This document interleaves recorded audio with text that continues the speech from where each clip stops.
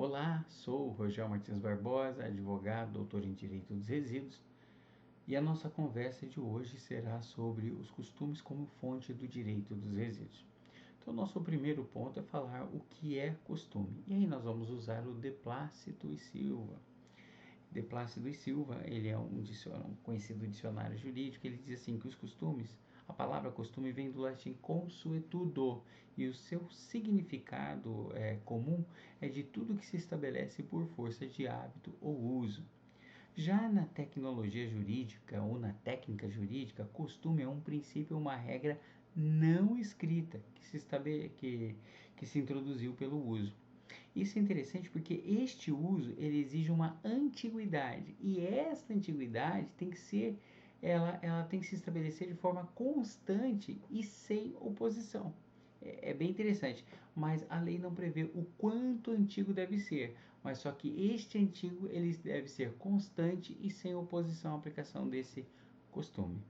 Bom, e quando nós falamos em costumes, a legislação brasileira ela prevê na sua lei de introdução às normas do direito brasileiro, que é um decreto 4657 de 1942, lá no artigo 4º ele fala assim, que quando a lei for omissa, ou seja, quando a lei não falar nada, o juiz decidirá o caso de acordo com, primeiro, a analogia, não tendo como fazer analogia, os costumes e depois os princípios gerais de direito. Isto é bem interessante porque isso tem uma classificação, uma classificação para esse tipo de costume. Mas vamos lá. Vamos falar então das classificações, né, dos tipos de costumes. Nós temos três possibilidades, ou três tipos de costumes.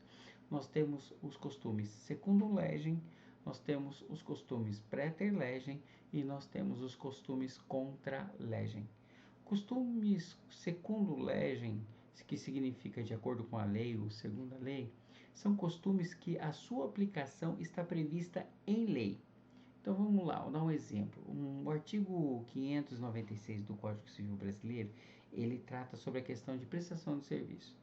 E aí esse artigo ele fala assim, quando as partes acabaram não prevendo quanto seria pago, qual seria a remuneração, então eles vão em juízo. E aí o que diz que o juiz, quando ele for arbitrar, já que as partes não fizeram acordo e nem foi previsto o valor, então quando o juiz for arbitrar, ele vai ter que levar em consideração o costume do lugar, o tempo do serviço e a sua qualidade.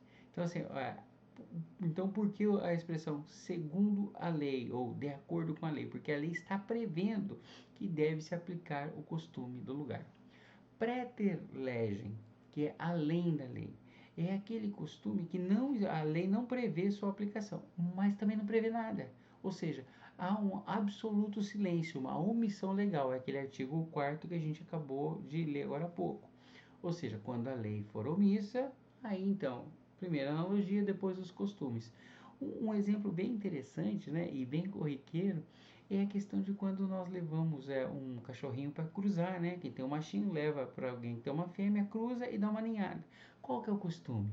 O costume é aquele que levou o machinho, ele tem direito, quando a ninhada vier, de ter um filhotinho. Aí, é um costume. É uma coisa bem interessante. E a gente tem também os costumes contrários à lei, contra a lei. O costume, ele sendo contra a lei, ele pode ter duas consequências. A primeira dela, ele não ser aplicado ao costume e ser aplicado à lei. Segunda situação, ele pode ser um costume tão forte e arraigado que não vai se aplicar a lei fica em desuso, ou ela nunca entra efetivamente em prática, né? Um exemplo que a gente tem interessante dos costumes contra a lei é a questão do adultério, né? Que ele era previsto como uma infração, uma contravenção, salvo equívoco, e o costume foi deixando de ser considerado aquilo, uma contravenção, foi deixando, caiu a lei em desuso e depois, por fim, foi revogado. Esse é um exemplo aqui que nos ocorre nesse momento. Mas vamos lá.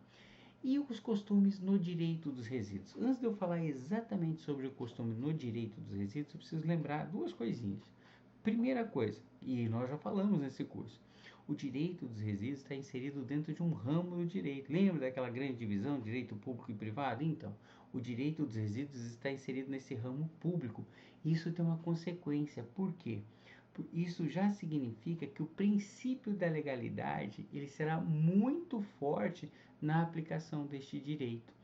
Então, porque o direito público está fortemente amarrado ao princípio da legalidade. Ponto. Ou seja, a gente vai sempre observar a lei. Segundo, que nós também já falamos, que o direito dos resíduos ele usa outros ramos do direito de forma subsidiária ou como substrato. E um deles é o direito administrativo. E isso vai ser muito importante, porque assim, o direito dos resíduos, quando ele é aplicado, dentro da administração, ele flui por qual veículo? O veículo é o direito administrativo. E o direito administrativo, e aqui vem então a possibilidade de aplicação de um costume, é através do direito administrativo. Existe uma figura reconhecida pela doutrina do direito administrativo chamado costume administrativo. E tem uma previsão legal desse costume administrativo, justamente naquela lei de introdução às normas do direito brasileiro. Só que agora no artigo 24. Lá no artigo 24, na cabeça dele, ele está prevendo ali a vedação de revisão administrativa ou judicial com base em mudança posterior de orientação geral. Então a chave está nessa expressão, orientação geral. Por quê? Quando o parágrafo único explica o que é orientação geral, aí nós vamos ter o conceito de costume administrativo. Então, assim, consideram-se orientações gerais as interpretações e especificações contidas em atos públicos de caráter geral ou em jurisprudência judicial ou administrativa majoritária, e ainda as adotadas agora por prática administrativa reiterada e de amplo conhecimento público. Então, o costume administrativo, ele é uma prática administrativa reiterada que sempre acontece e de amplo conhecimento público. Todos os administrados têm que ter ciência. Agora, aqui vem uma coisa muito interessante. Essa prática administrativa reiterada é de procedimentos internos, de como tratar algo internamente. Mas ela não pode, de modo algum, criar direito ou dever para o administrado. Por quê? Porque o direito administrativo, assim como o direito dos resíduos, está inserido dentro do direito público. E o direito público tem um princípio preponderante, que é o princípio da legalidade.